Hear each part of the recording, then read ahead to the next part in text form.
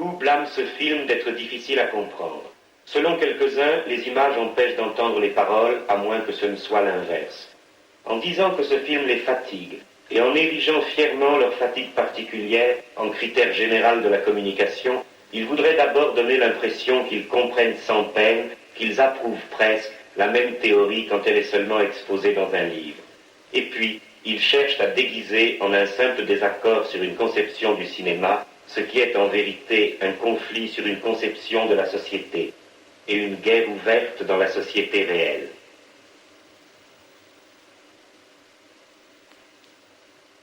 Mais pourquoi donc comprendraient-ils, mieux qu'un film qui les dépasse, tout le reste de ce qu'il aurait échoué dans une société qui les a si parfaitement conditionnés à la fatigue mentale?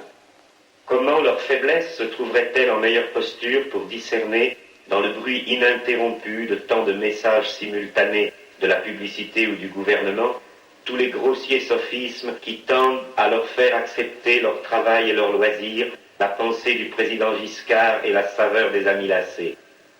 La difficulté n'est pas dans mon film, elle est dans leur tête prosternée. Aucun film n'est plus difficile que son époque. Par exemple, il y a des gens qui comprennent et d'autres qui ne comprennent pas que lorsque l'on a offert aux Français, selon une très vieille recette du pouvoir, un nouveau ministère appelé ministère de la qualité de la vie, c'était tout simplement, comme disait Machiavel, afin qu'ils conservassent au moins le nom de ce qu'ils avaient perdu.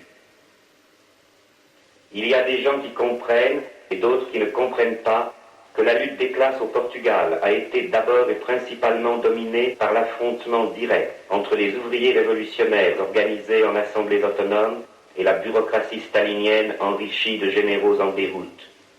Ceux qui comprennent cela sont les mêmes qui peuvent comprendre mon film, et je ne fais pas de film pour ceux qui ne comprennent pas ou qui dissimulent cela.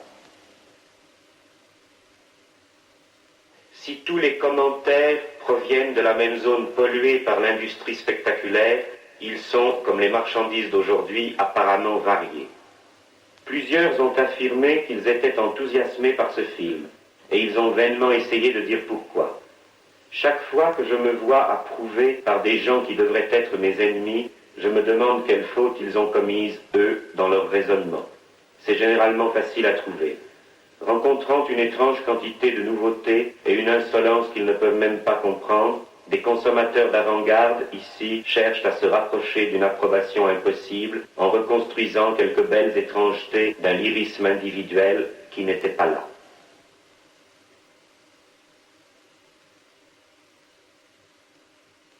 Ainsi, l'un veut admirer dans mon film un lyrisme de la rage.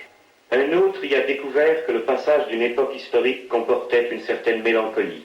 D'autres, qui surestiment assurément les raffinements de la vie sociale actuelle, m'attribuent un certain dandysme.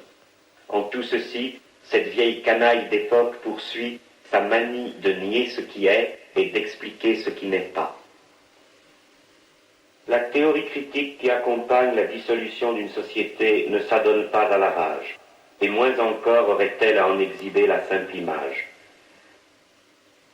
Elle comprend, décrit et s'emploie à précipiter un mouvement qui se déroule effectivement sous nos yeux.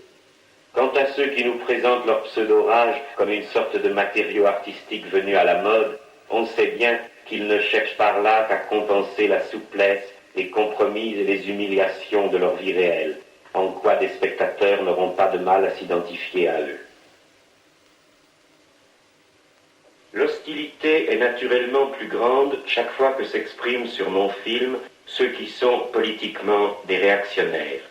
C'est ainsi qu'un apprenti bureaucrate veut bien approuver mon audace de faire un film politique, non pas en racontant une histoire, mais en filmant directement la théorie.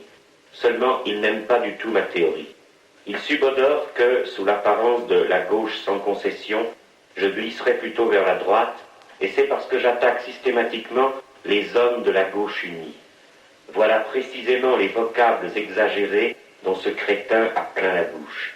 Quelle union, quelle gauche, quels hommes. Ce n'est bien notoirement que l'union des staliniens avec d'autres ennemis du prolétariat. Chacun des partenaires connaissant bien l'autre, ils trichent maladroitement entre eux et s'en accusent à grands cris chaque semaine.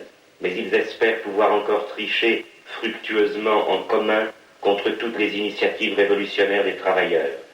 Pour maintenir, comme ils en conviennent eux-mêmes, l'essentiel du capitalisme, s'ils n'arrivent pas à en sauver tous les détails.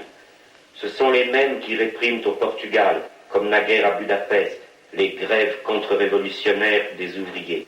Les mêmes qui aspirent à se faire compromettre historiquement en Italie. Les mêmes qui s'appelaient le gouvernement du Front populaire quand ils brisaient les grèves de 1936 et la Révolution espagnole. L'ordre, nous l'assurerons en amenant la classe ouvrière à comprendre que son devoir et son intérêt lui commandent d'entendre nos appels et de nous éviter d'avoir recours à des moyens de contrainte. Non, le Front populaire ne sera pas l'anarchie. Le Front populaire ne vivra. Le Front populaire ne vaincra que dans la mesure où il sera capable d'assurer l'ordre. Il faut que la classe ouvrière soit capable de comprendre que son devoir et son intérêt exigent qu'elle ne fasse rien qui dresse contre elle la classe moyenne ou la classe paysanne. Après-demain, en un cortège immense, s'uniront les trois couleurs de la nation et le drapeau rouge du travail.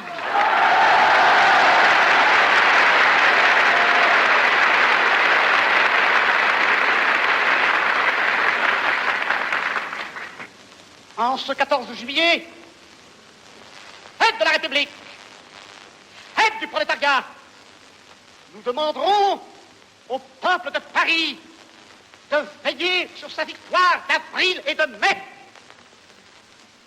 Nous demanderons au peuple de France de garder sa confiance au gouvernement qui ne vit que par lui, au gouvernement qui ne vit que pour lui et qui ne vaincra que dans la mesure où le peuple de France l'aidera à vaincre.